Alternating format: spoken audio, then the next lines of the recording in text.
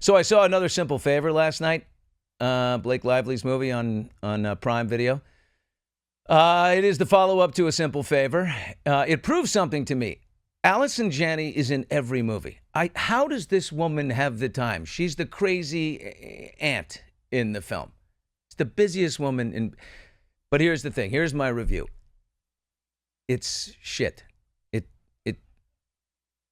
It's not for me. I don't know that I'm the demo, but this thing is like a soap opera and a telenovela with a major motion picture budget. I mean, it's just as crazy. It's not even twins. It's now triplets, and there's murder and there's mafia, and it's so over the top. I think it's designed to be over the top, and it has truly, that I couldn't watch. I'm going to say this though: in a bad movie, Blake Lively's pretty good in it. She plays, an evil woman who marries for money, and she's terrible. She is the lowest form, but she plays it very well.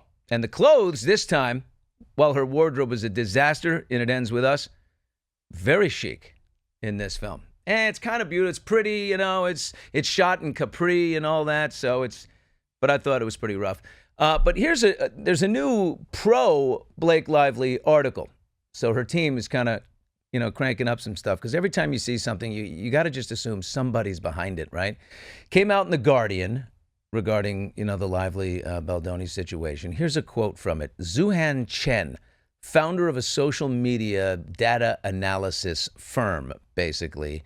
He started analyzing, social media posts and things in the Johnny Depp Amber Heard trial, looking at all the online activity. He's been looking into the online traffic about Lively and Baldoni. He said, I would estimate more than 80% of the pro-Justin Baldoni posts are inorganic, meaning they're bots from mostly the Middle East, like they discovered with the Johnny Depp Amber Heard situation.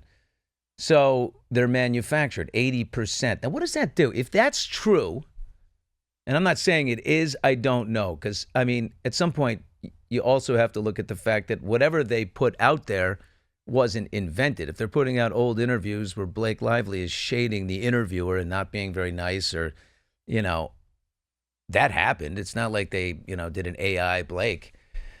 Same article that I read begins with this line. Many Hollywood figures and organizations have come out in support of Lively. Which ones?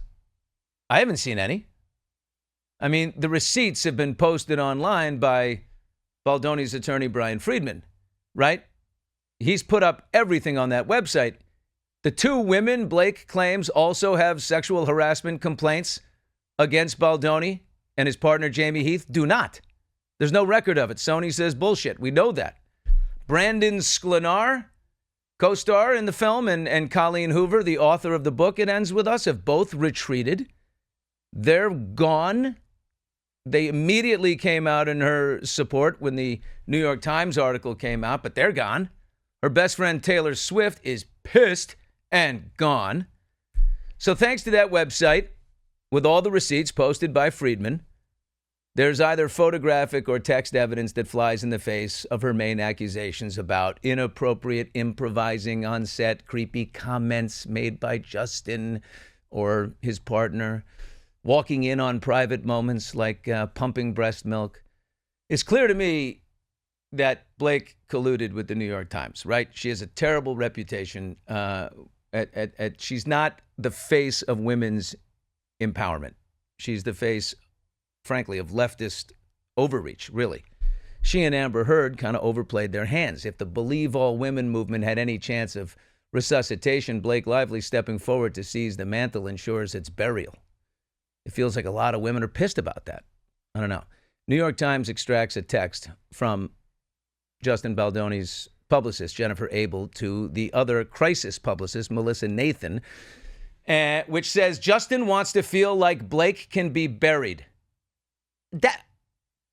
Me too. If someone is trying to paint me as a pervert and ruin my career, I'd like to know that they can be buried.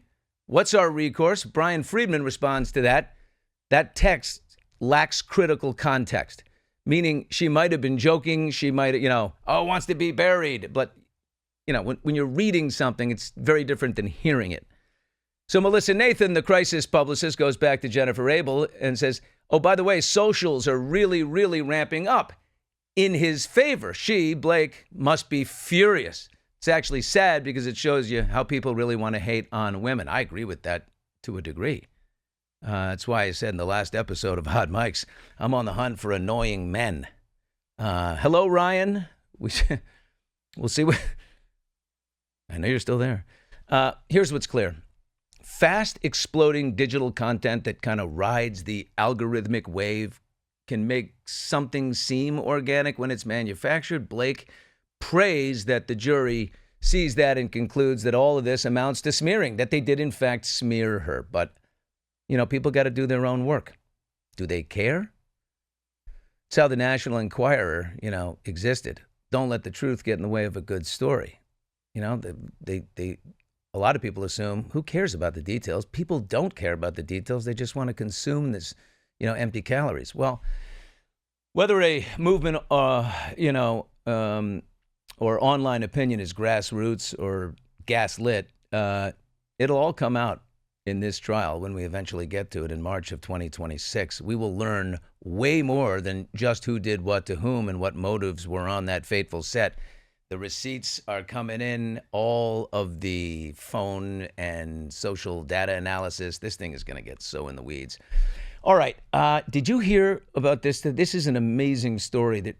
Poor Jennifer Aniston. This is not the first time this has happened, but we go to the guy who crashed through the gate of Jennifer Aniston's $21 million Bel Air mansion on Monday afternoon. By the way, I used to rent a place half a mile from there, a real shithole, believe me. It's not just mansions in that area. But I was like going through divorce and stuff. I was in a hellish period of my life, and I lived a half an hour. I used to drive by Jen going, she's single, I'm single, save me. But it's Monday afternoon. She's home alone, although she has 24-hour security out front, so she's never alone. And this guy, Jimmy Wayne Carwile, is the guy, and he was held at gunpoint by her security until the LAPD got there. So this Jimmy guy had posted some creepy stuff recently, calling her his bride and saying they share a child. He called her super special. Now police are investigating the stalker angle, obviously. I know Jennifer Aniston. I've been to a couple parties with her. We have a couple of mutual friends. I've been in the kitchen with her, having a chit-chat. She's super nice. A little skittish, you know what I mean? And you always hear about the same group. She's always on vacation with Jason Bateman and Jimmy Kimmel and the same group. And she goes to the same restaurants all the time. You don't realize, she's not standoffish. It's starting to come clear to me. She's just that famous that she has to worry about things like this. I mean, in 2005, Jennifer Aniston, there was a guy that took a taxi cab from, in the LA area up to her place in Malibu. And she has a second home up in Malibu. And the guy broke in. She wasn't there. And then in 2010, there was a guy in Pennsylvania who wanted to marry her. And he got in his car and he drove to Los Angeles. He pulled up to her place. He had a sharp object and a roll of duct tape. And he scratched the words, I love Jennifer Aniston, into the side of his car. She got a restraining order against that guy. But when you think about it, I mean, she's really gone through just an enormous amount of... Is it even worth it? You know what I mean? To be, that famous and successful on film, so everybody wants to marry Rachel. All right, well, you know what? I don't think we can find the pastor. I think we got some computer issues there, so we will turn to